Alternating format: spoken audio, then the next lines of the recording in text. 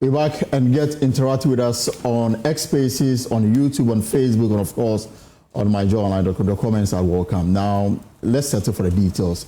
She first took her seat in Parliament in 2013, representing Dome-Kwabenya, a position she would successfully hold in both the 7th and 8th Parliament. Her dedication and official political acumen quickly earned her recognition within the MPP. Now, catching the attention of President Akufo-Addo in 2017, she was appointed Deputy Majority Leader and also served as Minister of State in charge of public procurement. By 2021, in Akufo-Addo's second term, she took on the role of Minister for Gender, Children and Social Protection, a tenure marked by significant controversy, if you like. However, her bid for a 4th term as a Dome-Kwabenya MP ended in defeat at the party's primary, but the party will go on to lose that particular seat. My guest this afternoon, and I'm privileged to say that I'm joined by one of Ghana's finest, Sarah Adwoa Safo, in the studio. Adwoa, you're welcome. Thank you. And it's good to see you. It's been a while. You too. It's been ages, yeah. Yeah. And before we start, I mean, because you are a lawyer, you know, the story that broke yesterday, the former governor of the central bank, the raid on his property by operatives of national security. Now we've been told that it was sanctioned by the Office of the Attorney General. Okay. What do you make of this? I think it's something that ought to be looked at again. It's reoccurring. Successive governments. This government goes, this government comes in, one house is raided, the other. I think it's about time that we show a bit of decorum, a bit of maturity when it comes to our politicking. If we can go into the legalities of it, it can amount to trespassing, evasion of privacy, and all that. I think that if we ought to do things like that, if we do it in a more lawful way, a more humanly way, it will help develop our democracy. I mean, it's becoming like a tit for tat kind of a exactly kind of reoccurring. It's an incident that, you know, this government comes in, it goes, and the other. I think Ghanaians at a point will be fed up, and so we should advise ourselves as politicians. And I respect the Attorney General. He was my tutor in law school, right? And so I know he knows what to do right. Exactly, yeah. Now, I mean, so how is life treating you? It's been good. It's been good, yeah. In public service, out of public service? In public service, yeah. It's been, there's been a few hitches here and there, but so far, so good. I can only be thankful to the Almighty for how far He brought me in my political career or political space that I occupied. But now I think that having been voted out, I'm dedicating a lot of my time with my old man, as you know. Right. He's made me a leader of the church, and so I'm administratively. I mean, he's still alive, so he's the general overseer, he's the founder, he's the leader. But I would say that administratively, I'm going to go in. Okay. And help him. He did that with a colorful coronation as a queen mother and everything. It was all over social media. I'm going to do that. He has a big business empire. Right. I know you are aware. Right. People just think that it's the church and it's just the ultimate. Yeah, we have a transport company, we have schools, we have hospitals, we have the automobile, we have the technological research center, a lot. We have pharmaceutical. So I'm going to do all that. So I'm the new CEO of the Kantanka business empire as well. Congratulations on that. Oh, thank you. So there's a lot going on in my life, though I'm not actively in Parliament. Okay. And I'm not quitting politics either. Of course, we'll come to that. And the vehicles that you are producing, is it getting the attention of government? I know that during the MPP administration, some directive was made that government should procure some of the public vehicles from Kantanka. Did it happen? And what is the arrangement today? Are you getting the needed patronage? I would say that most of our clientele is from the private sector. Okay. That I can say on authority. Ghanaians have shown a lot of love. Ghanaians have been very patriotic about it. They accept it, and it's a very good vehicle. I mean, for our terrain, a tropical country like ours, it has all the engineering that goes with it. Okay. So what I'll say is that Ghanaians in general have patronized it, but the needed support that we ought to have gotten from government is not coming. Hasn't been as is expected. But a few of the government institutions, the late Sir John, when he was alive at Forestry, did a few procurements. I know that National Identification Authority also did a few procurements as well. Yeah. The Dome-Kwabenya constituency. Yeah. You won it in 2012. And then you entered Parliament 2013. In 2013. And it was at the same time that I had also been posted to Parliament as a correspondent. So we had a lot of, working relationship, if you like. Yes, exactly. And I remember in 2017, when the MPP had just come to power, and a civil society organization did a research about performance of MPs in the Parliament, and they came to the conclusion that some did not perform. Yeah. So I remember on Joy News I was called. They said among those they thought did not perform, they mentioned you. And I challenged them that it cannot be true. So, that as a parliamentary correspondent, in fact, I could actually count on my fingers those who were very serious when it came to even consideration of bills on the floor. Yeah. And I mentioned your name, Mark Asibe-Yeboah, Afenyo Mark, and then the late Dr. Anthony Akuto said Dominic Nitiwo. So they went back to the hands and they came back to apologize and said that indeed what I said was right. Yeah. And that for me was one of the learning curves that helped you get to the position of Deputy Majority Leader at a very young age, and then added to it the Minister for Public Procurement. So it was your hard work, not because maybe some people favored you so much in the party that got you where you are. Yes, and I'm happy that I have the honor of people like you who are testifying to what they actually witnessed during my first term in Parliament. I was a practicing lawyer when I entered, but I took a firm decision that the firm was going to operate with or without me, but I wasn't going to do active private practice. So I was doing more solicitor work at the chambers, and I dedicated my time to learn parliamentary rules. What was the motivation then? Because a lot of MPs, especially the conservation of bills, you will find them at the coffee shop. And especially the women. Exactly. The insertion and delete. People didn't pay so much. But you did. Even though you were new in Parliament then. What motivated you to dedicate so much attention to the real work of Parliament? I think that firm decision that I took, that I wanted to learn, I made sure that the prime times of Parliament are in the mornings when it's for statements. Right. And when somebody has read a statement, it's more political, the minority gets up, talks and all that. That, as a lawyer, wasn't a learning process for me because I was used to submissions in court. And so if there's a document that has been submitted, just quickly glancing through and making a meaningful submission or meaningful contribution wasn't something that was challenging enough for me.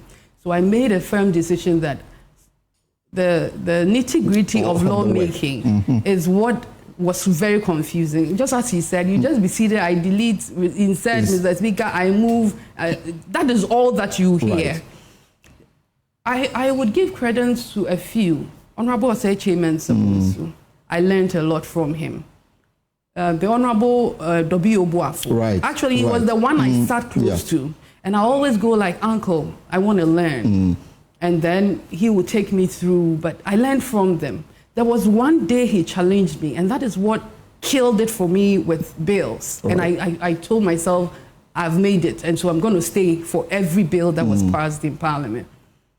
There was a bill on the floor. He was teaching me how to do it, so he was doing the delete, insert, I move, whatever. And then as the weeks went by, one afternoon, I was expecting him there. So I was there next to his seat. Then he called, he sent his assistant to me that he's not going to be able to come in early. And so you should lead. So I should lead with the amendments. Right. I started shivering, my knees. I was like, what is this one trying to do? But in the heat of the moment, there was also nobody to relegate that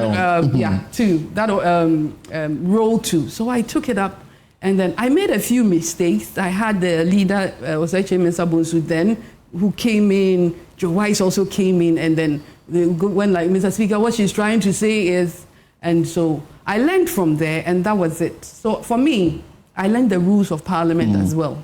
And you think that it was a factor in considering you for the position of Deputy Majority Leader then? My contribution in the Hansards for 2012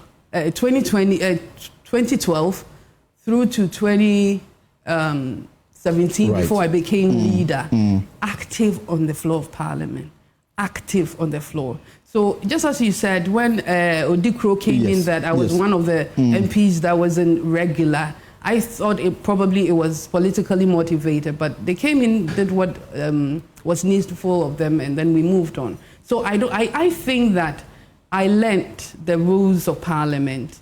Being a lawyer also helped, and so I caught the eye of those who matters at the time. And I'm guessing that you got your reward for the position of Deputy Majority Leader, and then also Minister of State in charge of public procurement. For the first time of the Akufo-Addo administration. Yes, exactly. And then in the next stage of the administration, not much was seen of you. Even though you're missing something. Okay. The first female to have occupied the seat absolutely. Of the... Yes. And I guess you paved the way for the current Deputy Minority Leader, Patricia Apiagyei. My mother. We are yet to see the day where a female will lead Parliament in the capacity of Majority Leader. I look forward to that day. But how was it like? Because most time, was HMS Abunsu will leave the organization and you have to lead. Yes. People with egos, I mean, in terms of capacity, some older than you and everything, but you led them. Yeah. It wasn't. Was there difficult moments that you can share with us? Oh, yeah. Just as you said, there were times, most of the times actually, my leader was so engaged in other responsibilities, mostly outside the jurisdiction, and I had to manage the caucus, manage the house, both sides. When you're managing the house, it's just both minority and majority. And also serve as a link between Parliament and the presidency. And the presidency. And that was a very good opportunity for me to learn. And initially it was a bit tensed. Initially, the idea that it was a woman leading, a lot of older guys weren't too comfortable, but you know, when you give them what is expected to be given them, which is the respect and the acknowledgement that they are your seniors in Parliament. So sometimes, when I was leading, there were times that I would want to make a submission. Right. But I'll turn to Honourable the late Akutwa say. So I go like, senior, we had this old boy me, also I doing a problem. Sometimes it was done deliberately, not because I couldn't make the submission. I wanted to give them the respect that most of the time I'll go to Honourable Obi away there, you know, me and now what was so, you know, so I thought that carrying everybody along in the absence of a leader who was very experienced, who they were so familiar with, in his absence, they thought there was a vacuum, and I had to step in well. So I think that it wasn't easy, but yet the Minister of State or your supervisory role over the Public Procurement Authority came under some serious allegations. Eventually, the president had to dissolve that particular ministry. What role did you play to contribute to that?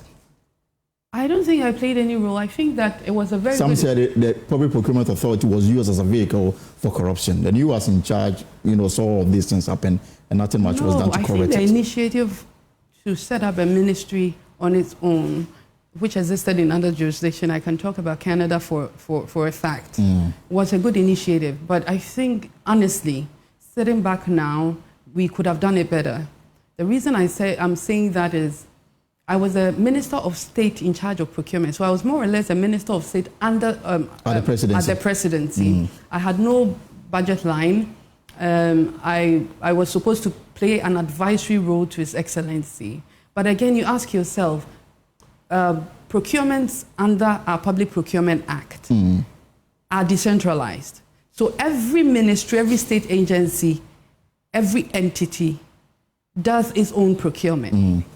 And most of the times, it's their cabinet minister that comes to cabinet who takes the initiative that we want to do this, and then they have to follow the law. There was no clear-cut situation where an agency or a ministry would bring anything to the president for advice. So again, your advisory role. So more or less, I was working closely with the Public Procurement Authority. We started as a public procurement secretariat. And Elton, you know, there were certain amendments that I proposed that we do so that the ministry would be more solid, have the legal backing. You remember there was a question on the floor of Parliament about certain procurement that had been done. Right. And the question was directed to me. Right. And I couldn't answer the question on the floor of Parliament because per our rules, if you go into the Public Procurement Act, reference of a minister, when you go to the definition section, was referring to the Minister for Finance. So again, you ask yourself, what is your locus in Parliament? So questions were being filed in Parliament, but I couldn't answer, and the Minister for Finance would. Because technically you didn't have jurisdiction. Technically, we didn't do the amendments that will give you that, will clothe you with that power to do that. And again, there were two entities that were under the public procurement unit in terms of governance. You had the Central Tender Review Board, and then you have the Public Procurement Authority. The law establishing the procurement framework for Ghana actually placed all these agencies under the Ministry of Finance. Right. Yes. And so, more or less, you had a Minister of State there, yet everything procurement was still under the Minister of Finance. But I'm wondering why you would accept a position that had so many deficiencies. Because it is not just because of your work in Parliament. You have a diploma in public procurement law and policy. So you were fit for the job. I have two. Yet you accepted a job that has so many deficiencies. Why? Not because it had so many deficiencies at the time. Because it was a novelty. It was something that we're trying. It was something new. And it was bound to happen. So when we created it, it was something that I think we could have built on it. Because, you know, even the current government, when His Excellency Mahama was giving one of his statements, I was behind the TV, whether he was the Economic Forum. Economic Dialogue. He stressed, I could say that about 2 pages of his speech was on procurement. That tells you about 80% of our government funding goes through procurement. And people say that there's a lot of corruption there. Yes. Under the MPP, sole sourcing became the order of the day. If where the human interface is there, there's bound to be corruption. That is why the law was enacted in the first place. And then we wanted to move on. But the attacks that came on, the criticisms, it wasn't necessary. I remember one day the president actually tasked me to bring one jurisdictional example of what I was proposing, as in taking all the agencies and placing it, giving it a full ministry status, giving a line of procurement, centralizing procurement, making sure proper training is done and everything. And I presented the paper, and he was more than willing to, but I think that... it didn't happen. I don't know. Then our next term, he has the executive power. The next term, all I could say, Jack, the whole thing was scrapped. But I remember that the reason why I'm sure the president took the decision, that was after this scandal that rocked the authority, the CEO then. Oh, yeah. And that automatically, or that virtually led to the collapse of your role in that particular sector. I wouldn't say so.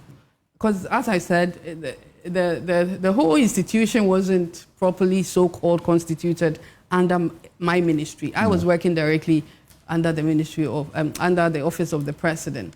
So it was a Ministry of Finance thing. But anytime anything goes wrong, it is my ministry and my name.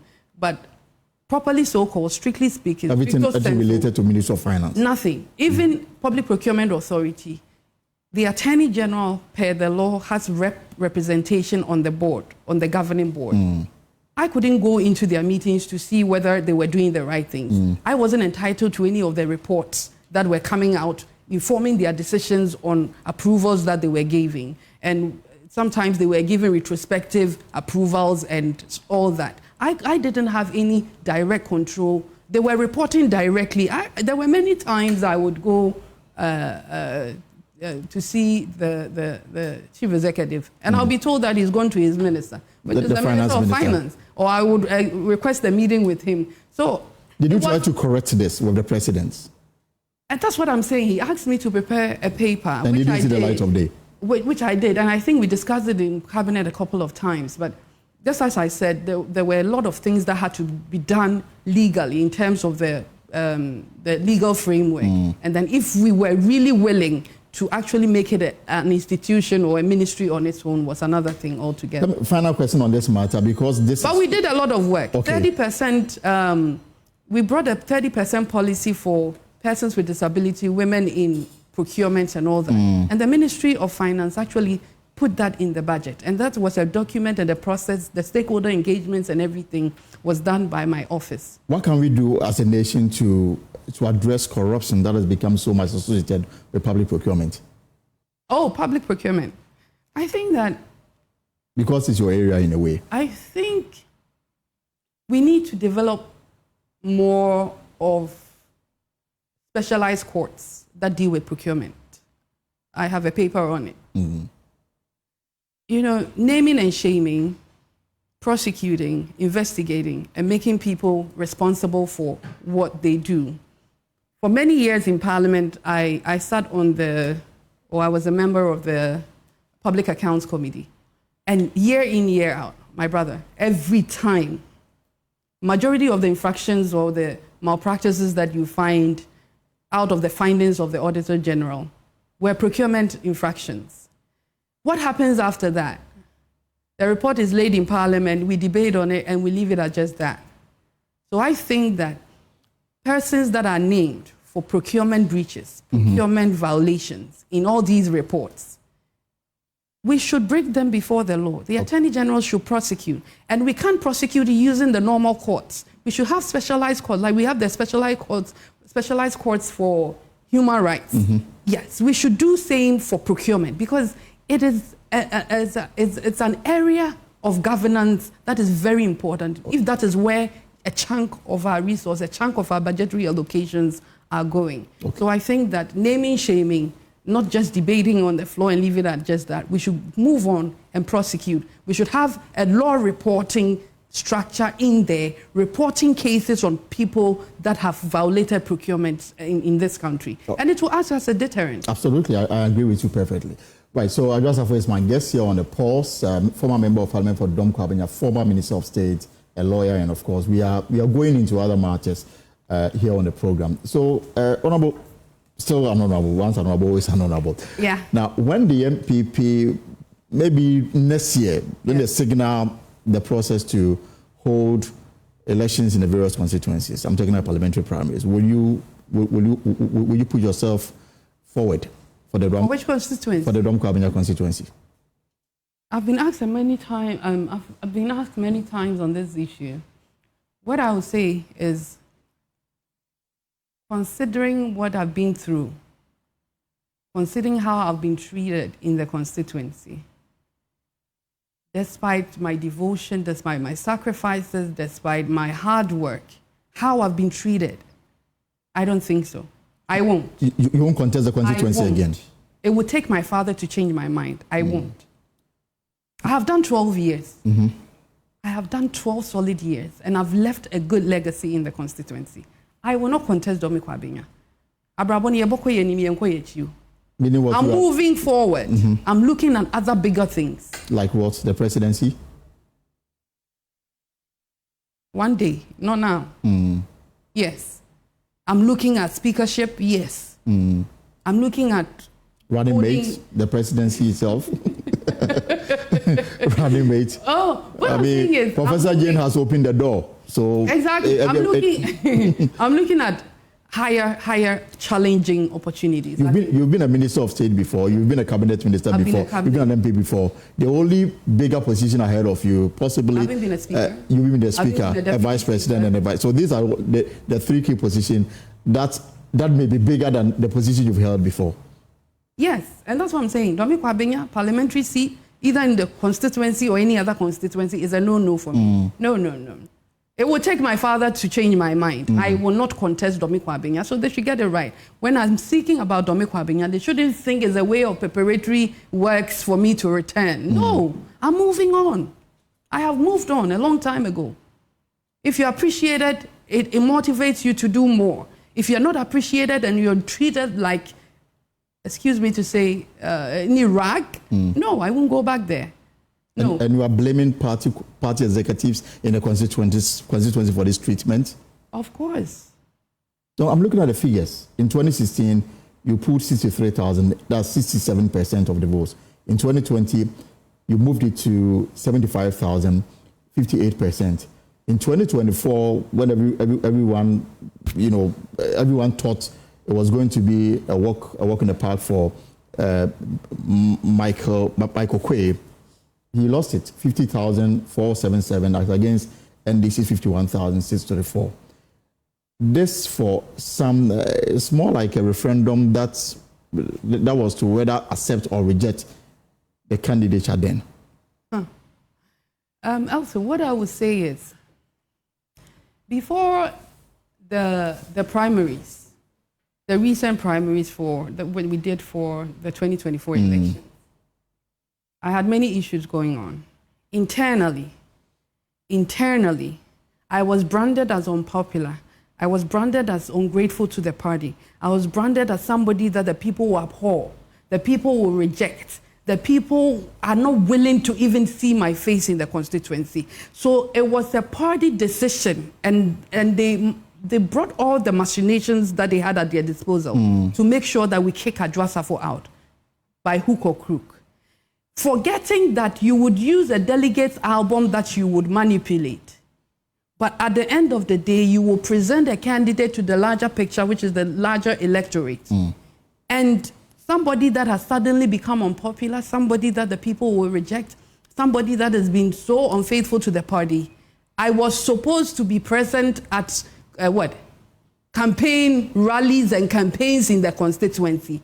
And so our defeat is caused by my absence. I don't see the logic in this. The party, some people in the party says that when they needed you most, you also rejected the party. You turned your back on them. I didn't. There was even a point that your own members wanted to get a speaker to kick you out of parliament. I didn't. And all that we were doing, all that we did and we were doing, the constituents were watching. Elton, I'm happy that you started with how I started in Parliament. Very committed, very hardworking, very meticulous, very detailed. I made sure I did my work the way I was supposed to do it, both within Parliament and outside of Parliament. When I had my executive appointment, I did same. And you know, when there's a character assassination, there is the need to set the record straight. Nobody should tell me I am discussing party issues on TV, radio, I should stop. Reputation is everything that anybody has got.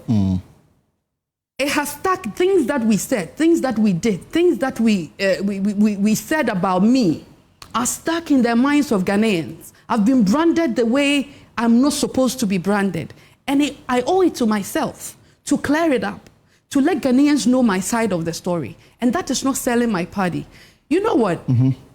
Nobody gets up in the morning and prays to God Almighty, I expect you to bring a misfortune along my way so I can testify and glorify your holy name. Nobody does that. But as humans, we are bound to face challenges. And I faced challenges at a point in my career. And those who ought to know about those challenges, I let them know. They knew. You remember that in 2020, when I was going for the elections, I was heavily pregnant. Right. Yes, I have a role to play as a mother. I lost my kid. I lost my baby. I didn't get what I was expecting out of the term of my pregnancy. It didn't end there. In the time of my grief, my oldest son fell ill in the United States. I had to be there. And I made sure I notified those who ought to know. And I wasn't there the way they're making the picture look as if you're there and you're not. I was there, and I was making sure that what ought to be said and communicated to all those that matter, I did. Including the chief of staff, the president? Exactly. As a minister, you can't travel out without permission from the minister. So the chief of staff. They knew the challenges we were going through. Exactly. And I expected mothers to feel my pain. I expected fathers to feel my pain. And that is what happened. My son was at the verge of death. I had the choice to stay as a mother and take care of my son, or take up my position as a member of parliament and as a minister. Any mother looking and watching me today should put herself in my shoes. What choice would you have made? Of course, if you're not a witch, you're going to choose that of your child. And that I did, and I don't regret it. That I did. And you know, in America, in the advanced countries, their child care support system, their child care and welfare support system, it's not like what we have here. If a child is in need of a motherly love, care, and hospitalized, and had to go through surgery, they expect at least one parent to be there. Yeah. They'll go during recovery. He was still going to school in his wheelchairs and everything. We had to operate on my son's legs. And every stage in this journey, you told the executive, the Jubilee House, about the challenges you're going through. Everybody knows and I'm guessing this happened around the time that your position as Minister for Gender was revoked. Is that it?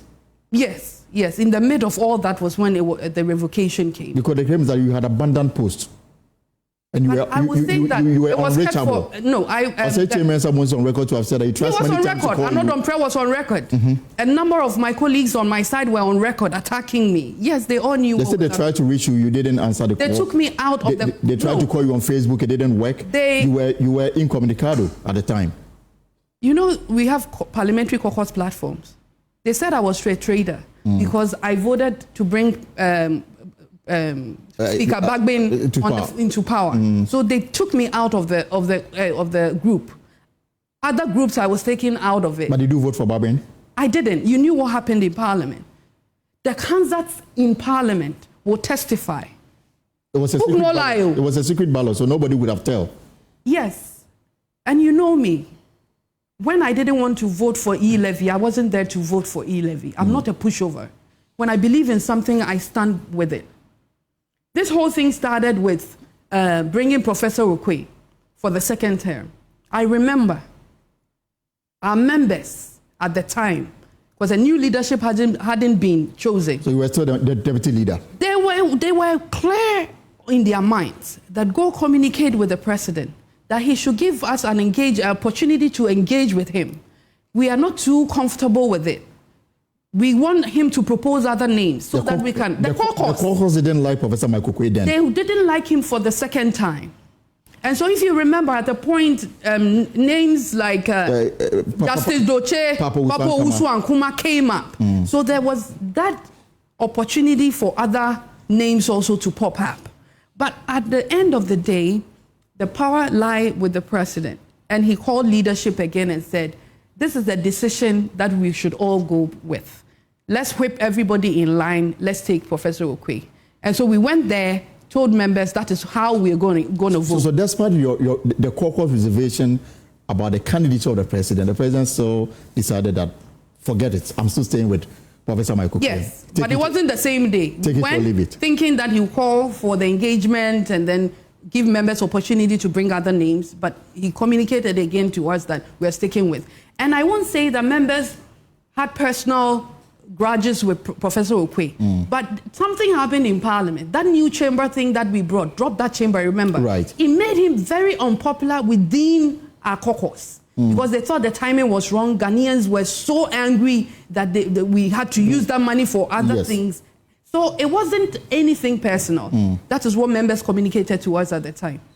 You know that during the process of voting and during the process of sorting the votes, that the yes and no and everything, right, a fight broke out. Remember, Honorable Carlos came in and started... Nepam West MP decided to do what had to be done. And he was targeted in the constituency. Was it a personal decision or the decision of the caucus to have him run away with the ballots? Those members who were telling us at that time that they were revolting the choice of speakership for Professor Michael Kwe were telling us that if we don't do what they want, they will go in there and vote against him. And during the setting, they would allow leadership to come close. Right. But other members will not come close. So we were closer and we saw exactly what was happening. During the sorting, things were happening. And something had to be done. And that thing was done.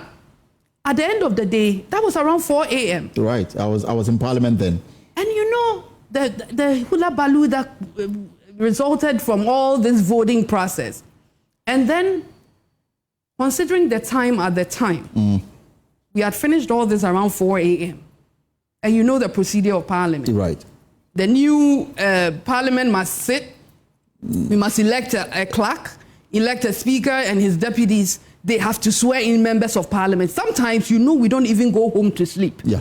We march straight from there to Independence Square. And that is specifically in our 1992 Constitution because we cannot create a vacuum that could cause any coup d'etat when there's no, executive occupation of the seat. And so at the time, leaders there were like 4 a.m. If we have to line up every member of Parliament, 275, to cast a vote again and count and declare a speaker, it will go into the next day and that vacuum will be created. So there was no declaration of results for speakership. That you can say Adwoa Safo's own was the one that was given to Babing and Speaker Babing, and that is why Speaker Babing. There was no. They should tell me if they want declaration. There was a declaration, and I voted for Okwe against Okwe. Okwe Nyaseng. I remember I spoke to. So they made it was a consensus. We agreed amongst ourselves, both sides. So that given the circumstances, technically, let's give. Babing was not elected. You know it. Yeah, I remember I spoke to Samuel Atachan who said that per the NDC's calculation, they had come with figures that they had won by more than 5 votes from MPs. Meaning some MPP MPs, more than one, voted for Speaker Babing to become Speaker of Parliament. And the claim is that you may have been one of those who voted against the president's choice. At the time, Elton, we had a national security minister, right? We had security agencies in this country. Right? Yes. They should come tell us how many yes and how many no's that even out of the ones that were destroyed, they were able to capture. Was it more? It was, I'm telling you on authority, it was more than 2. It was more than 3. It was more than 5. And it was a secret ballot. You are a lawyer, and lawyers usually when you go to court and there's a criminal case, you deal with motive. Yeah. So those who conclude that you may have been one of them makes the point. Because if I can just find and then create this scenario and then ask whether it fits the narrative for people who think that you may have voted for Alban Babi. They say that you contested the primaries with the son of the speaker. The son of the speaker at the time was unemployed. In fact, he was Ghana's ambassador to India. He was doing well. Then the speaker's son came to contest the primaries with you. The speaker is in Parliament. The leaders help him to execute his duties as speaker. You happen to be one of them. Exactly. And so in terms of maintaining normalcy in the House, you will play a key role in that direction. Some say that the speaker could not speak to his son to say that the person you are going to contest, one of the leaders who is helping him to run the House, it didn't happen. And then the election came on. We heard comments that came from Esla and the fact that you had to virtually, you did everything you could to win it. Now you've won it. You have been asked to go and vote for the speaker whose son wanted you to lose your job. And so the motive could be clear that you may have been one of them. No, it is the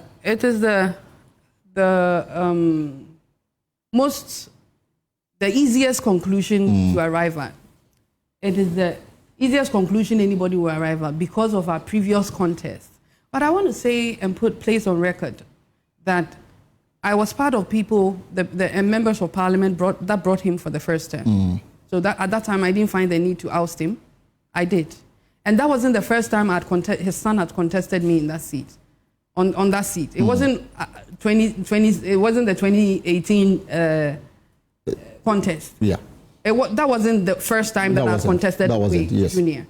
So whether he spoke to his son or not, and whether that influenced me or not, that's what I've said to you. That at the time we were working with the president, he had told us point blank, whip everybody, we're going this direction. if I didn't want to do it, I wouldn't appear in Parliament, and nobody could have forced me. I was there, I was cooperating, and I made sure that I voted. And you can call Honorable Chairman Sambunsu and ask him. I was stuck in traffic. And I said, I'm stuck in traffic. So he called his motorcade. I said, me dispatch rider Ababe for you. Why go through all that stress if I'm going to vote no when I could abstain? So it's neither here nor there. But the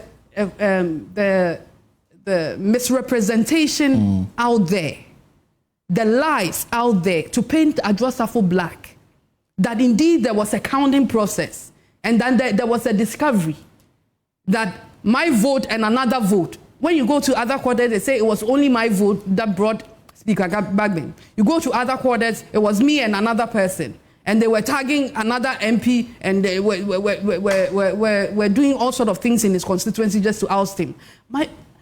Why is it that we don't take our time to go into the parliamentary hazards and find out what happened on that day? And you were there in Parliament. Right. There was no such declaration. In fact, there wasn't. There wasn't any no declaration. Yeah. There was a consensus building. Both sides agreed. Yamfama Speaker Gbagben, and that is how Right Honourable Speaker is still Speaker and has continued. How is that Adwoa Safo's doing? So you think if Professor Michael Rowe was changed, perhaps Gbagben wouldn't have been Speaker of Parliament for the 8th Parliament? I think that even as a member of Parliament, when you go into your constituencies and they're telling you, Honourable, we need a pill, and you don't listen, what happens? They will oust you. Yeah, so we're dealing with a group, a parliamentary caucus, a parliamentary group, and they were telling us, okay, this is, we've tried it, but let's try another. And you know, it had a lot of dynamics that they were, and logic that came out of their arguments that made a lot of sense to me, Adwoa Safo, because we had a very tight Parliament, and they were thinking that somebody very liberal, somebody out of the parliamentary whole setting, who could take over, could soften the minority, could, you know, maneuver everything. But at the end of the day, the choice was that for the president, and he made us that aware that this is how we should go. How is that Adwoa Safo's problem when we go and it doesn't go the way we want to go? We wanted it to go. How is that my problem? When our members who were going to vote warned us. They warned us. The writings were clear on the walls for us to read. And clearly, leadership did not act on this warning. And it fits into the committee that was set up in the Ashanti region after the last election, chaired by Chairman Sambunsu. Their conclusion, which is now a matter of public record, points to the fact that Nana Akufo-Addo was not amenable to advice or suggestions, and that whenever he took a decision, he didn't change it. And a lot of people they spoke to said that it didn't help, and was one of the reasons why the party lost the 2024 election. You worked with the president closely. Did you see that kind of traits in him, that he was somebody who was not amenable to suggestions and advice? I think that the first term was good. Ghanaians had a lot of expectations, and there was that, you know, eagerness and that preparedness to meet that expectation of Ghanaians. But I think that moving into our second term, I would support exactly what Honourable Chairman Sambunsu was saying. It was as if we weren't hearing. It was as if we didn't care. It was as if we were on our jolly ride. Chiefs were complaining. Pastors were complaining. You know, party people were complaining. The youth. Everything that we were doing, it was as if there was no election ahead of us. Not that governance is about thinking about the next election. It's about governance. But you should know that your track record is what is going to secure you your next term. Right. So you have to listen. At the time, I think that at a point, we were not listening. Is it a normal second term syndrome that almost every party, you know, face? Maybe. And we did a lot of things that got people really aggrieved. People were really bitter. The business community. My father is a typical example. The president was my father's lawyer in the 80s and in the 90s. So he has a close relationship with my father, Apostle Dr. Kojo Safo. He has a lot of businesses. One is our transport company, Imperial Express. Right. Very was thriving. It was doing very well. Concentrating in the northern regions, Togo, Benin, everywhere. You know, we wake up one morning, and to our utmost surprise, Honorable Henry Quartey brought a team of guys with bulldozers, whether they were, how do they call them? These macho guys, Langards or whatever. Mm. He didn't even give us notice to even park our computers. They pulled everything down one day. And the reason being what? That you were occupying and land that didn't belong to you? The land didn't belong to us. The land was government land. The land was being leased to us and we were paying. It was a land for the Sports Council. Mm. So at the time, Honorable Neil Ante van der Poel was the one that the general manager then entered into that agreement with, and we were paying, and that is where we were operating from. And a lot of people do that. Mm. Most of the terminals that you see don't belong to the transport companies. Mm. We lease them. Right. And we were doing everything, not that we stopped paying the lease. They said there was an order from above that those lands were being recaptured for a government project. They pulled everything down without notice. Until date, there has not been any government project on that land. And how do you expect Christo Asafo members and my father to go and vote for the NPP? How? We have blood running in our veins. I have blood running in my veins. That is the company that took care of me. The man has sacrificed his daughter to you and brings the largest votes and the largest constituency to your political party. Mm. Is that a way to pay him back? If you don't help him expand, if you don't help him with his automobile, you go and pull down a transport company that will use these buses to bus electorates to go and vote in the past. Did you complain this to the president? And what was the response? No response. But did you complain? Elton. Complain when they want to take it. When you complain, who are you complaining to? Honorable Henry Quartey, after that, I called and called and called him. He never picked my call.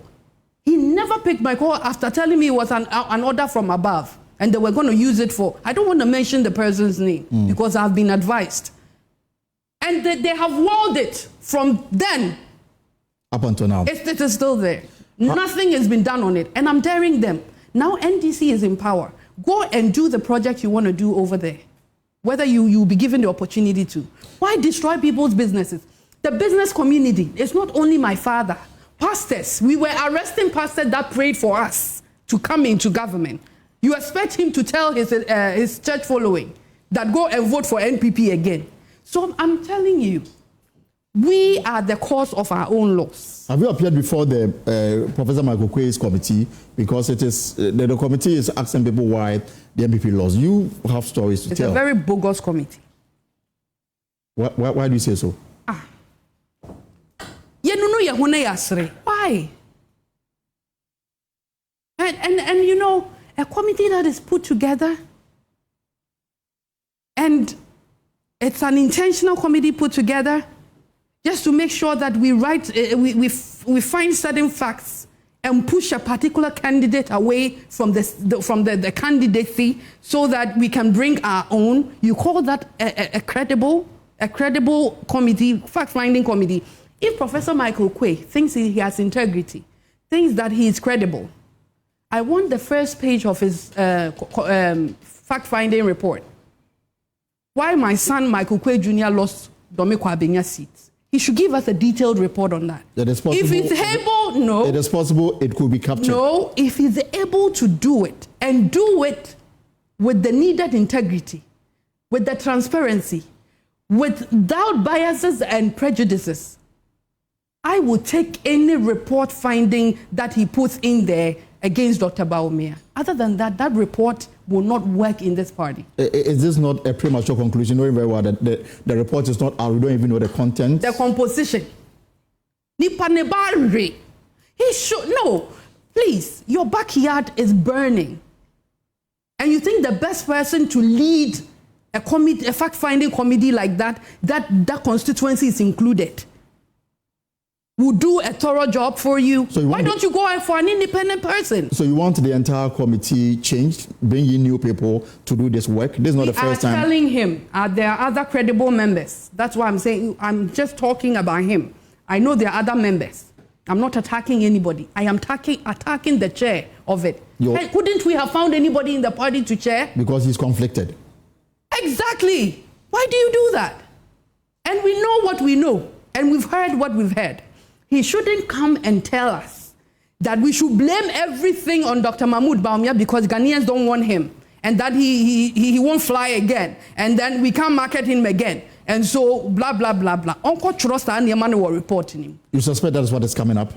We are warning him. If he brings that report, nobody's going to work with that report, and that it means that we are not serious to rebuild, we are not serious to regroup, and we are not serious to recapture power. The Ashanti report doesn't blame Bawumia for the party's defeat, at least from what we've... And that is credible. Couldn't the same person have done that work for the party?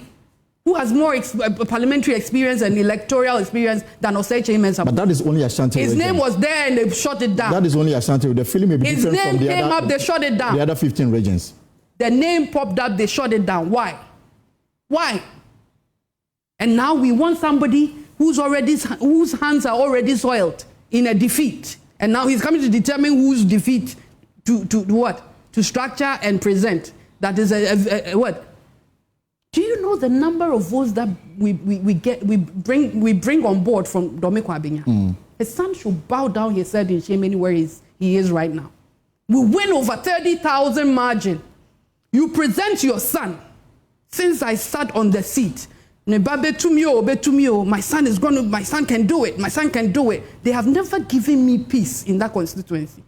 We hand over the mantle to your own son, and you were running the show with your son, and you bring this humiliating defeat to the party, and you still think you have credibility to determine whether Bawumia should come again or not. No, we are bringing Bawumia back. But if you think that, the candidate you presented in 2024 was not the choice of the people, and you obviously is the choice, then why don't you go back and take the seat for the MPP?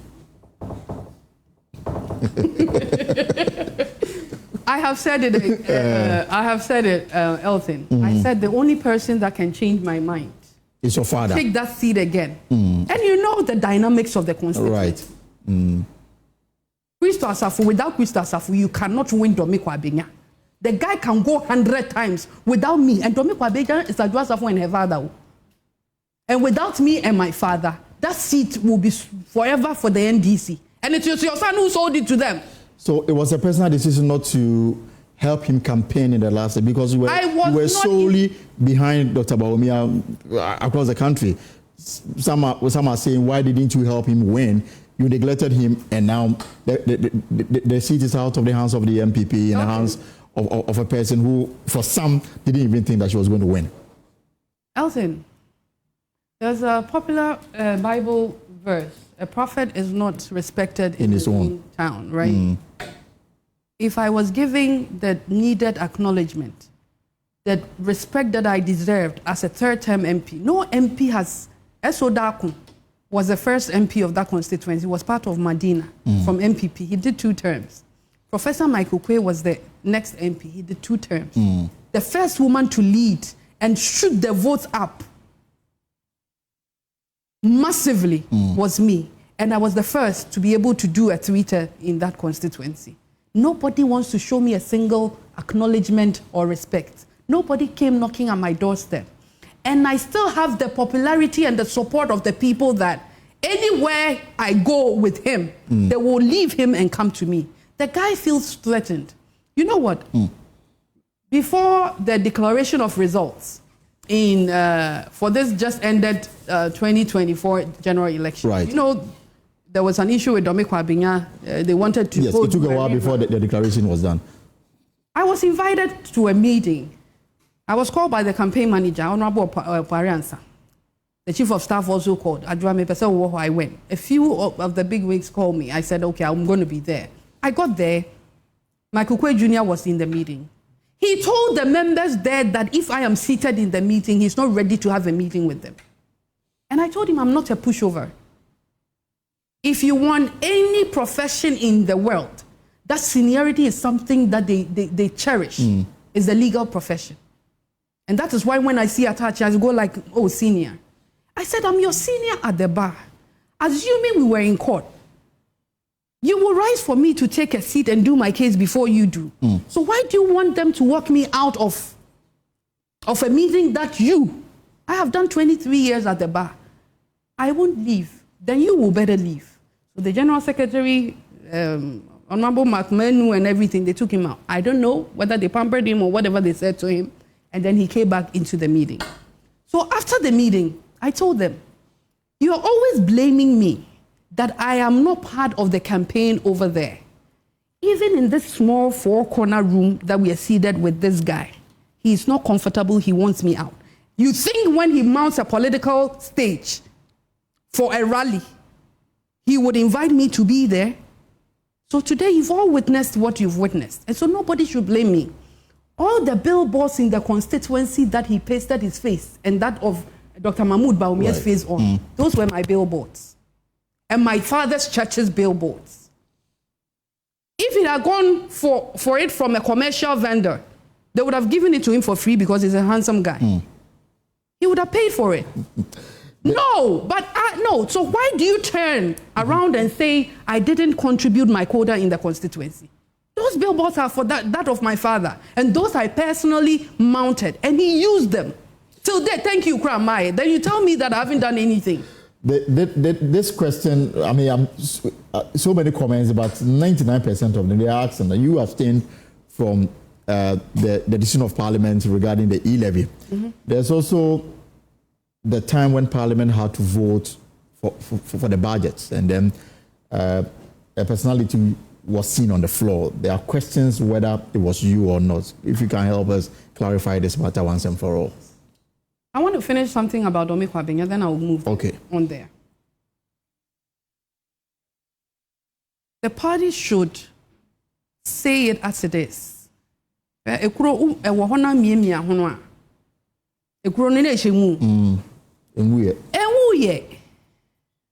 Elton, this guy will stand on a campaign platform during our primaries and ask delegates, compare me with Adwoa, compare our fathers.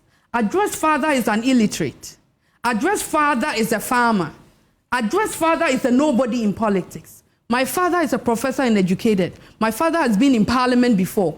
My father has done the work before. If you have these options, would you take a farmer's daughter to Parliament? Apostle Dr. Kojo Safo's contribution to this country, recognizable by even a child that is born today. The charity work this man has done. He's the father for the fatherless. He feeds mouths in this country. And you, this small boy, you reduce him to something small. And then you go and stand in Dome-Kwabenya, highly populated by his church members. You have degraded and insulted and what? Uttered defamatory words against their founder, their leader, their mini God. We worship our father in a church. We worship him like God. And it's a movement, it's a church, it's a family. You say all these things, and then you turn back. Why don't you tell them the truth? No. When you cut us, when you cut Chris Safo and Adwoa Safo, you don't see blood, you see water, right? We also have blood running in our veins. Can there be reconciliation, and what will it take to bridge whatever gap that now exists between the two families? Two families. One is the movement, and one is the family. If Professor Michael Quay thinks that his son has something good to present to us in Parliament as an MP, every time this party comes to power, you contest me, you are rewarded. You were giving ambassadorial. This guy won't stay there and work.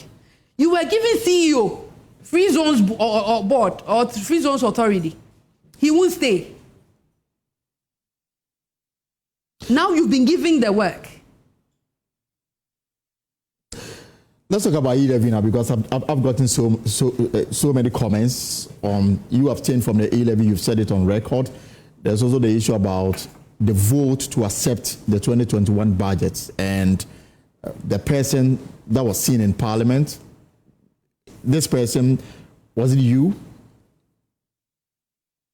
Oh, of course it was me. It was me. I wouldn't deny that. I just had a baby, lost a baby. I was still very heavy. I'd gone dark. You know, when fair people get pregnant, you lose your color. Any fair woman will tell you. It was me. They weren't seeing the complexion. They weren't seeing the trendy, because I was still sore. The NDC guys raised issues about it. They said an imposter had come to the chamber. On the floor of Parliament, remember I attacked Honorable Ujetu Ablaka about it. That was something that I thought it was petty, because I spoke to a few of his guys before I left, and they knew. If it's somebody you don't even know my voice, you can't recognize my voice as well. I thought it was cheap politics they were doing. It was me. It wasn't somebody impersonating me. I won't stand for that. E-Levy, I didn't vote for E-Levy. So now you support that it's been taken off the books? I didn't support E-Levy. No, I'm talking about now. I don't regret not supporting E-Levy. I refrained from coming down to vote because I believed in a single thing, that it was something that was not going to help this party. It was something that was taking the little out of the pockets of Ghanaians. The many people who were doing minor jobs, who were sending monies to their relatives in the village through Momo. You tax them. The little that they have, the woman by the roadside roasting plantain. If you calculate all the plantains on the chair, or on the table, sorry, it won't even come up to 100 Ghana. And then he's sending 20 Ghana to his mother in the village who is sick, and you look in the person's eye and take that tax away from it. And I was being convinced that if we do that and introduce that, we're not going to go to IMF. And we ended up at the IMF program. Right. What happened? And Ghanaians voted for us, voted against us, partly because of the E-Levy. And Dr. Bawumia, in his manifesto for the 2024 election, actually stated that if Ghanaians had given him the nod, he would take that nuisance tax away. And so I am vindicated. If it was a good tax, and we're saying that we can mobilize that money, and we won't run to the IMF, why were we at the IMF at the end of the day? And Ghanaians were suffering. How many rich people do Momo? I don't even have a Momo account.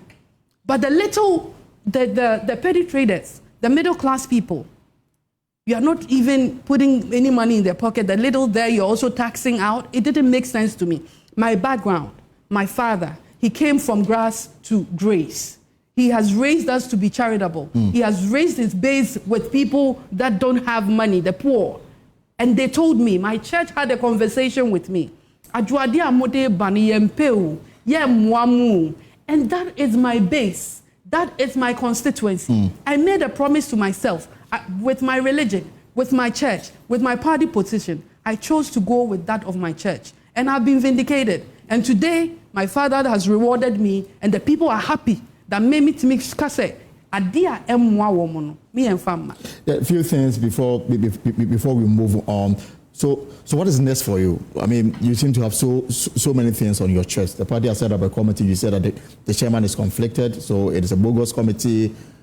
How should the party approach things going forward? We've got an election coming up in less than 4 years. They shouldn't. This is a party that has fought for freedom of speech. This is a party that we've had a president that had come in and repealed the criminal libel law. We are in opposition. Well, how can you tell people not to speak?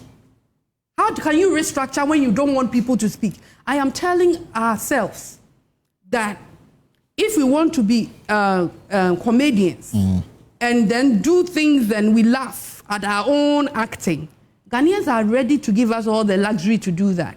But I don't think we want that. So let people pour out. Let people tell you why we did the things that we did. Let us see how we can, work it out with them. Those that have left. The love of the party, the love that people had for the party is no more. It's no more. How do we bring all of them back? How do we sit around the table again, put the right strategies, the right planning? And that's what we are going to do for Dr. Mahmoud Bawumia. We are going to bring him back as the flag bearer of the new patriotic party. You think he's still the best person to lead the NPP? He's the best person. We've marketed him before. We will market him again. And every person, I think, deserves a second chance.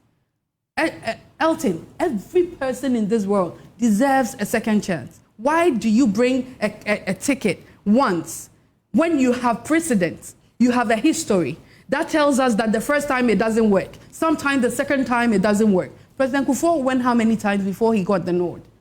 His Excellency Nana Addo Dankwa Akufo-Addo, he went how many times before? We went 2007, we lost. We went 2012, we lost. It was 2016, after the election petition, through my effort in Dome-Kwabenya. Yes. Me, that they're telling me that I've been ungrateful to the party. Based on what we discovered in Dome-Kwabenya, we went to the court. We had electoral reforms, and that brought the party to power 3 times. Professor Mills, how many times did the late Professor Mills, may he still rest in perfect peace, how many times did he run? Our current president, John Mahama. President Mahama. He continued the leftover term of Professor Mills. He started his first term, he lost. He came again. Ghanaians rejected him. And he's come again. Where in the history of this country has a presidential candidate won the first time?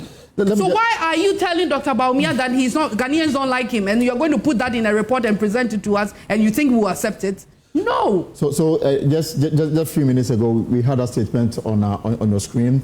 The New Patriotic Party issued a statement. This is what they acknowledge the disappointment and emotions that the last elections caused. Many of us as party members have on several platforms expressed our anger, disappointment, and frustration. However, we humbly ask that all party faithfuls remain calm so that cooler heads may prevail at this time. And as an officer of the party mandated by the party constitution to coordinate the activities and programs of the party, please know that all party members are hereby directed to immediately cease discussing party issues that create unrest, negativism, and disaffection in the media and other related platforms. And this statement is signed by the party's General Secretary, Justin Kodia Frimpong. You say that this is only gagging you from speaking out and it will not help. I am just reminding the party that this is a party that we fought for freedom of speech. We had our flag bearer, once flag bearer and once president, walk on the streets of Ghana demonstrating the Ghanaians should be allowed to speak. And it's a constitutional right, freedom of speech. Who started speaking? Our General Secretary. Who started speaking after we lost the election? He was going everywhere, explaining. He went to the extent of telling people that nobody should blame him for the election, what we lost. He went on radio saying that His Excellency, the President Nana Akufo-Addo, wasn't listening to them at cabinet. That is what Kodua went on radio to say. And what? Now it's Adwoa Safo's turn, and what? You are issuing a statement. What locus does he have? You were on radio, and if he wants to write a letter, a love letter to me, he should write that love letter. This is so general, and I don't think it's a general statement I want to respond to. But you started the game. He should go on social media and see how the party people are bashing him. He has an election coming up. He shouldn't be allowed. He shouldn't allow himself to be manipulated and used for other people's cause. If you have an election coming up and your party base is bitter and they want a voice to speak for them, what I'm doing, I want to clarify something. I'm a lawyer. I've read that statement. I am not discussing party issues here. There has been a character assassination on me. I have been defamed by my own party. And I have a duty owed to myself to clarify, to set the record straight, to strip them off that whatever they painted me, however they painted me, to bring me down, it's not what it was. It's not what it is. Naturally, people with this kind of, anger in them will leave the party peacefully. You have no intention of leaving the party? Nobody brought me in the party, and the party is not for anybody. We are all in there to build the party. So nobody can force me out. And you can't force me to keep my mouth shut. Other people speak. When other people speak, and it's not from something that is pushing for the Bawumia agenda, that is okay. But when it's something that is for the Bawumia agenda, everybody should keep quiet. We are not going to be suppressed. And you'll not resign from the party too? We will not resign until we have Dr. Mahmoud Bawumia as the president of this country. He deserves it. He's a humble person. He's an honest person. He has some good in him. That if Ghanaians are given the opportunity and we present him again and we market him again, he can take up the seat. What didn't Ghanaians say about the ex-president, our ex-president? Akufo-Addo can never be president. He's arrogant. He's that. He's that. The party, people like us, all of us stood with him, stood with the party and said, we'll bring him again. We'll bring him again. Now, with what we have done, that caused the loss of our elections. That cost us our elections. During Kufuor's time, it was better when we were saying it on our lips. That the 2007 election that we lost was a judgment on Kufuor's governance. And so ex-President Kufuor should go and stay home. Because we are saying party, you know. And President Kufuor quietly went and sat there. Never did anything. Why is it that now we are saying that our loss is a reflection of the governance and the things that we did? And not the Nkrofo is a bitter pill for them to swallow. We have to swallow it and make sure that we do the right thing, correct it, and bring our candidate back again.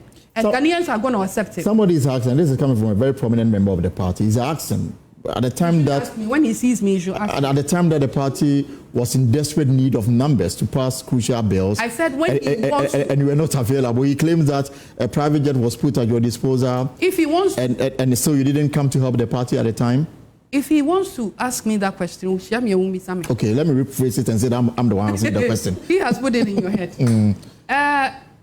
Assuming, I said it on another platform, assuming there was a private jet arranged to come pick me up, I want to ask those putting that out there, was Adwoa Safo the only person that a private jet was arranged for her to bring her down for a voting? Was I the only one who was absent in the country at the time? I'm asking them, why are we being hypocritical? Why are we not saying the truth to Ghanaians? When it's Adwoa Safo, let's put it out there, let's disgrace her, let's assassinate her character. But when it's somebody else, we want to push it under the carpet. We want to cover it up. Well, assuming that there was a private jet arranged for me, I want to put it to them and ask them, was I the only one that the private jet was arranged to come and pick? So where is he leading with that? And I didn't come because E-Levy, I don't want to vote. And I've said it. And it was a principled decision I took. And I look forward to that day in our democracy, like we have in the advanced world, where we will have members of parliament actually listen to their constituents and go into the chamber and vote what their constituents want and not what party has whipped them to do. We are graduating there. Whoever thought that there could ever be a hang parliament in parliament or have a speaker from another party for a ruling party? But we got there. We will get there one day. I took a personal decision. I know that there were people in there who would also have done so. How are you holding that against me? In wrapping up, I may ask you as you address party people, some who are not happy with the comments coming from, some who are also happy with the comments coming from. What will you tell them in terms of building your party ahead of the 2028 elections? What I want to tell them is I have never been ungrateful for what the party have done for me, the opportunity that they're giving me to serve my people on the party's ticket. I very much appreciate that, and I would never say anywhere that I have been treated unfairly when it comes to that. I have never abandoned my job deliberately to punish my government. People went to the extent of saying Adwoa Safo is even holding the party to ransom and making certain claims. All false. I have never done that, and I will never do that to my own party. I have wholeheartedly served my party. I have wholeheartedly and painstakingly worked towards victory for our party. And we came into power. I worked tirelessly to make sure that we succeed as a government. At the point, they thought I wasn't good enough again, and I took a back seat. I am telling them, all that they said about me was wrong, and I will go all length. Have you read the book, The 48 Rules of Power? I do. I have, actually. You know something about reputation? Absolutely. It is all that a man has got, and you have to fight to make sure your reputation is intact, and that's what I'm doing. And that is the same thing that we will do for Dr. Mahmoud Bawumia. Nobody should come and tell us that he is somebody that Ghanaians don't like, they don't want him, and if we present him again, he's going to fail us again. Are you God? Those people saying that, are they God? God is the one who puts men on thrones, men that have been rejected.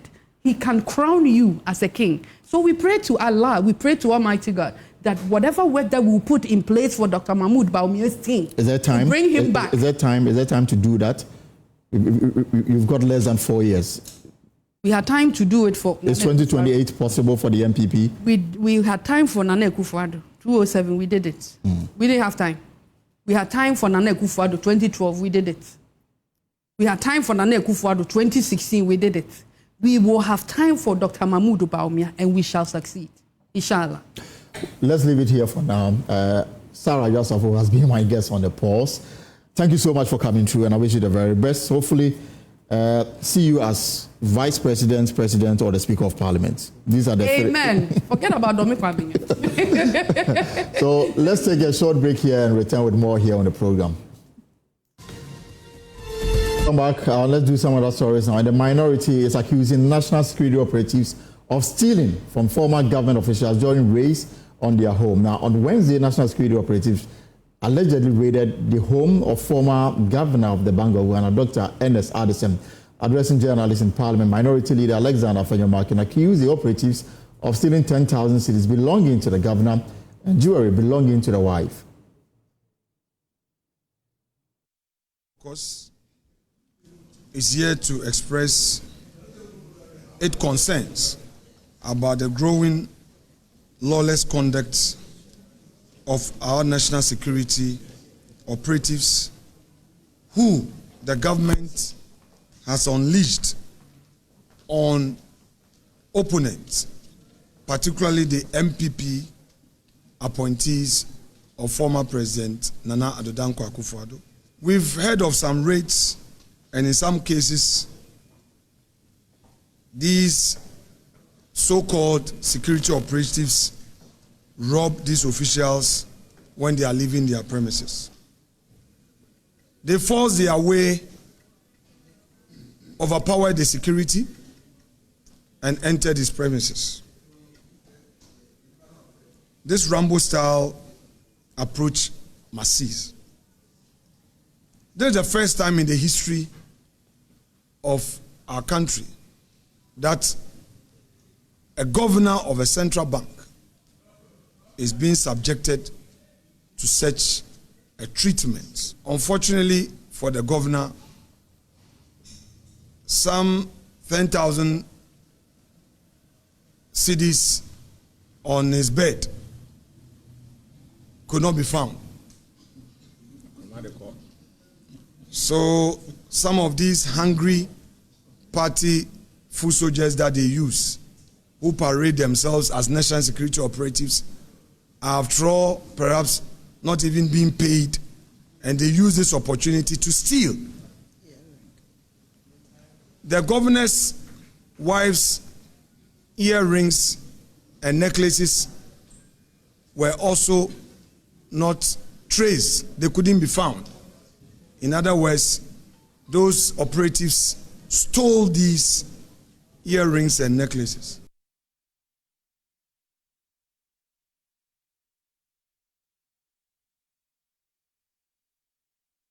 All right, so but there's a response coming from government. Deputy Attorney General Dr. Justice Rimsai says they acted within the law.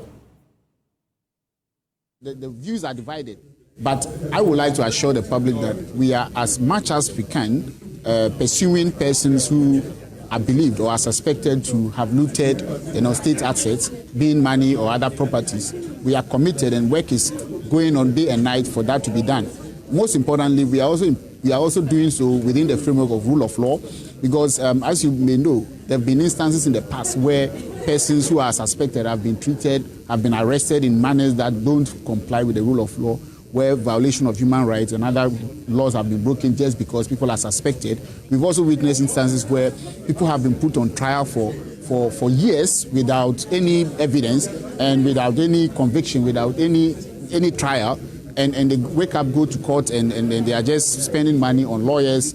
We are determined, and when I say we, I mean my boss, the Attorney General. He is of the view, his policy is that he will not put anyone before any court without having sufficient evidence to prosecute the person. So the reason for the delay we are seeing, or what most of the public are seeing as delay, is that we are making sure that we get it right, we get the evidence before we put someone in court. We are not in the business, or we will not be in the business of putting people before the court and now seeking permission to go and now look for the evidence. At least we must have what we call sufficient evidence to be able to put people before criminal court. So if you look at how government works, we work with other institutions and people submit complaints. So, but every search that you see, is part of the government framework to fight the corruption, and we'll take responsibility for the search that are happening. And we want to make it clear that those searches and the mode in which they were done in accordance with law. Warrants were procured and warrants were used to conduct those searches. Now, to some other stories, and Ghana is losing the equivalent of 23 football fields of forest cover every day due to mining. That's according to scientists at the Ghana Space Science Institute. Using cutting-edge satellite imagery and AI tools, they have uncovered a shocking truth. In just a decade, about 59,000 hectares of forest in the south have been wiped out. It is the first time such devastation has been mapped so precisely. Michael Ashali has details for our Tech Thursday report. Mining is one of Ghana's most important economic sectors, contributing billions of dollars to the economy and providing thousands of jobs. But the cost of this wealth has been high. Our forests are disappearing and our water bodies are under threat. For years, Ghana struggled to measure just how much land and forest cover had been lost to mining, both legal and illegal. That changed in 2023 when, for the first time, scientists at the Ghana Space Science and Technology Institute were able to put actual numbers to the destruction. Between 2007 and 2023, we've lost almost 55,000 hectares of land. And how did we do it? We were able to do it with satellites. So we took satellite images from 2007, 2008, 2009 of the same location. Then we monitored the area that we are losing, right? Then we did ground studies to validate the satellite data. The findings were alarming. But just a year later, when the scientists updated their data, the situation had worsened. A little over 59,000 hectares of land has been converted to mining. So if you have lost that vegetation, and if you translate that amounts to about 84,000 football parks. That's quite a lot. And from 2015 to 2020, there was about 72% change in mining in terms of the land converted. If you look at from 2020 to 2022, it was about 135% increase. Western region, Western North, Eastern and Central regions are all facing aggressive expansion of mining activities. It's not just forest. Ghana's rivers, once sources of clean water, have turned brown with sediment and toxic waste. The Space Science Institute has now developed a way to track these changes remotely. We also monitor our water bodies a lot, measuring turbidity. Turbidity can be measured on the ground. Turbidity can be measured with a satellite, NDTI. So what happens is we take the ground data, we take the satellite data, then we validate, we try to compare. Once the model works, you can extend it to other areas where you don't have access to. So instead of touring the whole riverbank, you can just take a satellite image of a wide area, then you can still estimate the turbidity, and that is the water quality. Ghana's scientists are not just tracking deforestation. They are also working on applications that can estimate farm yields, helping to predict food production and ensure food security. Currently, we have an algorithm. The accuracy we are running around 65-70%. So you can take satellite images of the farms at the northern region. Then you can classify, okay, these are where the maize farms are. By measuring their chlorophyll index and measuring the soil moisture and other parameters and the leaf area index, you can estimate the yield of the farm. Despite their groundbreaking work, Ghana's space scientists are facing serious threats, especially from land encroachment. The Ghana Radio Astronomy Observatory, a key research facility, has lost most of its land. That initial land was 165 acres. It came to 75. Now we are having less than 30. And this whole facility is more than $12-15 million going from 2012 all the way to this time. In the whole of Africa, Ghana is the second country to have a radio telescope. What the people around are doing is that they are producing RFI, or radio frequency interference, and that is affecting our data. Then you see this wiggles here. That is the background noise that is coming from around us. This is our project site, and one of the challenges that we are facing is the heavy encroachment. And not only that, it's affecting the science that we are actually doing. Ghana's space scientists believe the country must take its space program more seriously. While other African nations are launching satellites, Ghana currently has none in orbit. We need to own our own satellites. We need to build our own satellites, owned by Ghanaians, built by Ghanaians. So when you take our brothers, Nigeria has about 7 satellites. When you take South Africa, they are big brothers. They've launched almost 13 satellites. Likewise, Egypt, Rwanda also has launched a lot of satellites. Angola launched a communication satellite, which they are reaping from. When you come to Ghana, as we speak, as I said before, we don't have any satellites in orbit. For Joy News, Michael Ashale.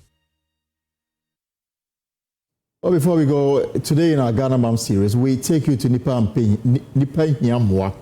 a village along the Techiman-Kentamba Highway in the Bono East region. Its name, meaning human needs help, reflects the deep wisdom of its first settler, who believed that no one thrives alone, no matter their status in life. Anna Sabet reports. Names of communities in Ghana are more than just words. They are stories, lessons, and legacies etched into the soul of our land. Imagine a community so rooted in unity that its identity demands collaboration. A community named Nepam, which literally means man needs help. This name breathes life into an ancient truth that no one walks alone. As we celebrate the Ghana Month, we are here to unravel the story behind this powerful name and meet the people keeping its spirit alive. James Najombo is the unit committee chairman here. Oh, crazy dear. And yet, Jimbone, ever Parliamentary Troy. Better true. The name of the community is not bad. It was named by our fathers.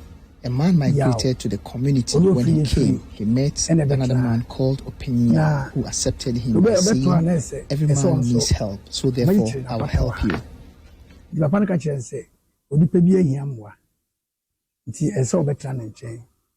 This tale isn't just folklore. It is the heartbeat of Nepam, where the people believe that every man needs help irrespective of his financial status. Yeah, no one and yes, Capesi, and a normal pair of Brusso. Sabea or Do, looking at the way they lived tells you that it's not always about money. Living cordially matters. So how the man accepted him wholeheartedly illustrates the saying that every man needs help. A person's situation doesn't matter. So it was finally named after the man's continuous saying, every man needs help.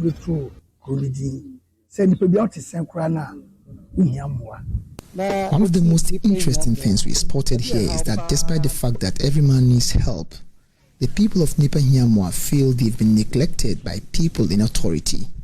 Their biggest challenge has to do with the unavailability of proper school block to shape the lives of the community's next generations. A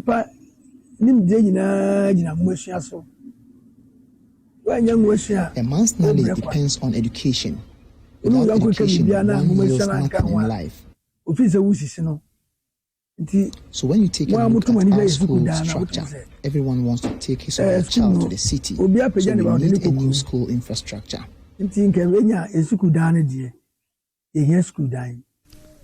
With just 4 makeshift classroom spaces accommodating the entire primary population, Peoples of the community have to walk for over an hour to the next community by foot on daily basis to access junior high school education. This has pushed many children out of school over the years. Whenever we leave the community to attend a different school, people usually mock us by saying our school is made up of wooden structure. Because of this, majority of the youth don't like attending school. During our day, because we always want to get a roll call, we walk hurriedly to school. We sometimes run 100 meters in order to get there on time. The younger ones, unfortunately, spend not an hour before they reach.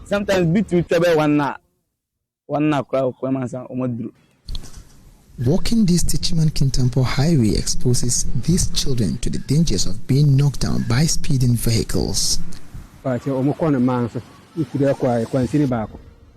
walk about a mile to school. They might be knocked down by speeding vehicles. Should they build a new GHS structure for us, it will help us immensely. This isn't entirely the community's only challenge. The absence of a health facility means people seeking for health care, including pregnant women, would have to trek to Juneho, Bonomanso or Techiman to access health care. Rebecca Dibimpong calls for help. Sometimes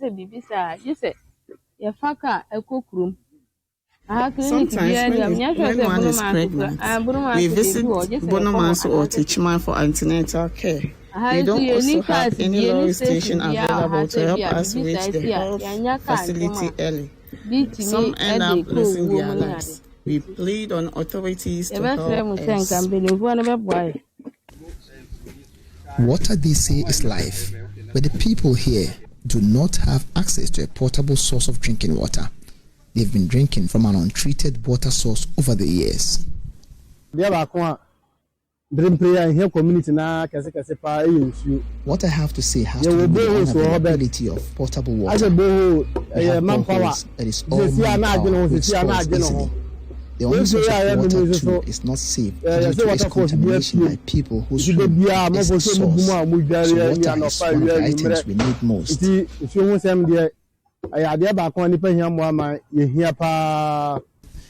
Man, they say, needs help, and the people here are appealing for help.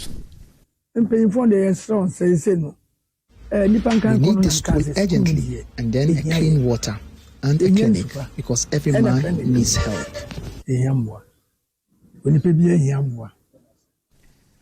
As Ghana turns 68 this month, Nepam offers a timeless mirror. In a world often divided, this village thrives by a simple truth that our greatest independence lies in depending on one another. This story of Nepam tells us how important man is, irrespective of your financial status. So as part of our Ghana Man series, this has been the narration behind the name Nepam, and it's an Asabit reporting for Joy News. All right, so we'll be wrapping up soon, but before we do, let's talk about something very important, and we are talking about childhood cancers and the fact that the Kantanka Teaching Hospital, the hospital is over 70 years old, and there's no unit that dedicated to taking care of this very important, ailment. And a group has come together to help build a center of excellence at the Kantanka Teaching Hospital to address this challenge. And I'm privileged to say that I have in the studio Lady Janet Watson, Chair, the Africa Child Cancer Africa, the Action Child Cancer Africa. Yes. It's good to see you here in the studio. Yes, thank you so much. All right. Also joining us via Zoom is Dr. Vivian Pencil, Senior Lecturer, Pediatrics, School of Medicine, KNUST, Head of Pediatric Oncology Unit, Kantanka Teaching Hospital. Dr. Pencil, also good afternoon and welcome to the program. And thank you very much. Great. And I also have a Professor Barry Pisa, retired world-renowned pediatric neuro-oncologist at Alda Key Hospital. Prof, also good to see you. Good afternoon and welcome. Thank you very much. Pleasure to be on the program. Great. So let me start with Dr. Vivian Pencil, because you are the KNUST and this is your area. What is the state of affairs as far as childhood cancer is concerned, especially at the Kantanka Teaching Hospital? Okay, thank you for asking us that question. In terms of the pediatric oncology services at CAG, I would say that it is there. Currently, we are seeing a lot of an increase in the number of patients that we see at the pediatric oncology unit. We appear to be losing her because of connection. Let's see if we can re-establish connection to Dr. Vivian Pentel. But before we do that, let me come to the studio. Lady Janet Watson, again, you're welcome. So why this intervention? The intervention started at Kolebu Hospital in Accra when I visited with my husband and some members of the Ghana International Bank. And what struck me was the conditions for which children were being treated who have childhood cancer. And I decided that I wanted to do something about it. So I began to build some libraries because I didn't know what I could do. Right. So I decided to embark on building libraries in every oncology unit in Ghana. So we've started with in Accra, Kolebu Teaching Hospital. Kolebu. We've now got a library in Tamale General Hospital, and we have just finished one at Kumasi CAF. We will build one at Ho, but also at Cape Coast. And then I decided on that journey that I wanted to learn about childhood cancers and why the statistics in Ghana and in sub-Saharan Africa as a whole was so low in comparison to the statistics in higher income countries. And we need to put this into perspective. Right. Because in Ghana, we have between 20 to 30% survival rate, and sometimes lower. In higher income countries, we're dealing with over 85, 90% of survival. And these are cancers. Meaning in Ghana, if you are diagnosed, your chance of survival is very slim. It's very, very low.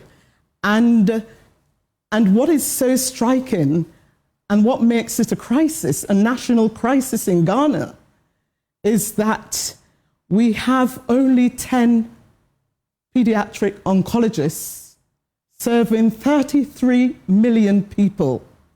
That is a crisis. And I'm guessing most of them are also concentrated in Accra and Kumasi.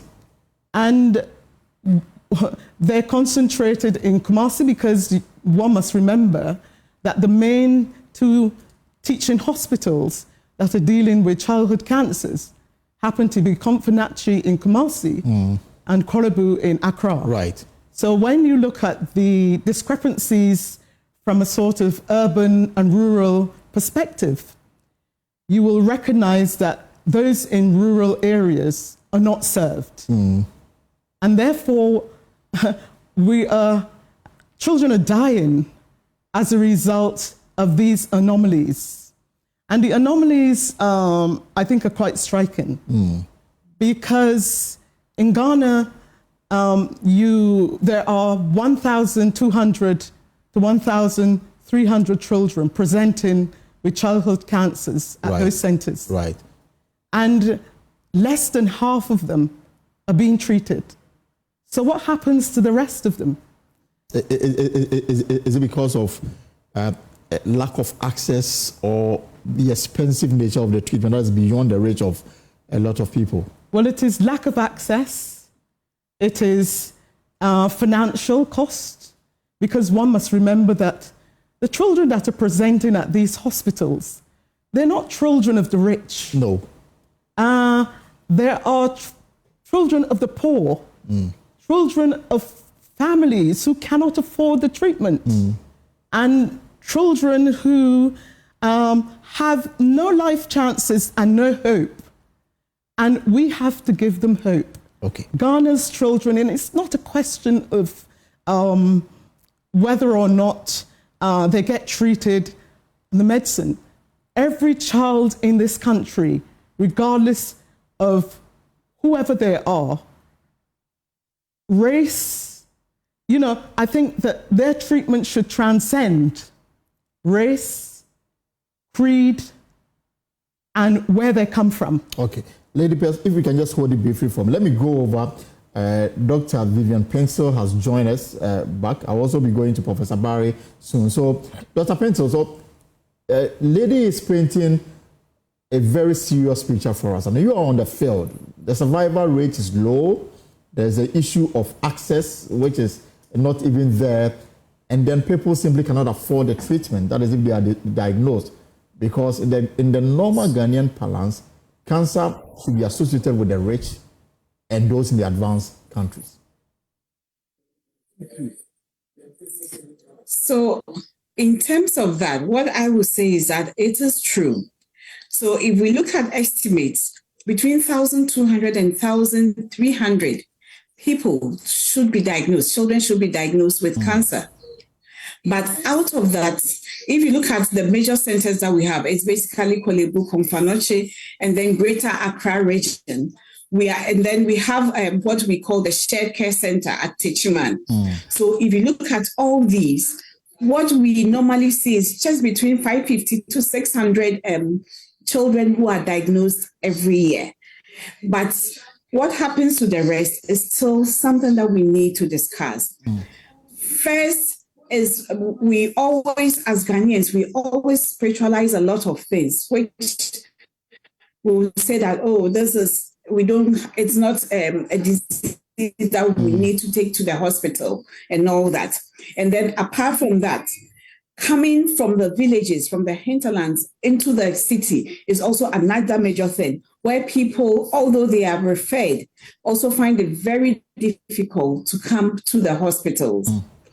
And then after that also, finances, access, finances. If you don't have funds, then it becomes a lot difficult for you because you need to pay for a lot of things. And we all know that cancer treatment is not that cheap. Right. It is expensive. If you take some of our leukemias, you need more than 100,000 before you can treat someone with a leukemia. And so if you bring all these together and patients come, and then not only that, their transportation in and out of the hospital, that comes with funds. They have to leave their work at some point in time and come and stay near the hospital. That means that they are losing their work. They don't have money. They are leaving children in the homes. And all these also bring some cost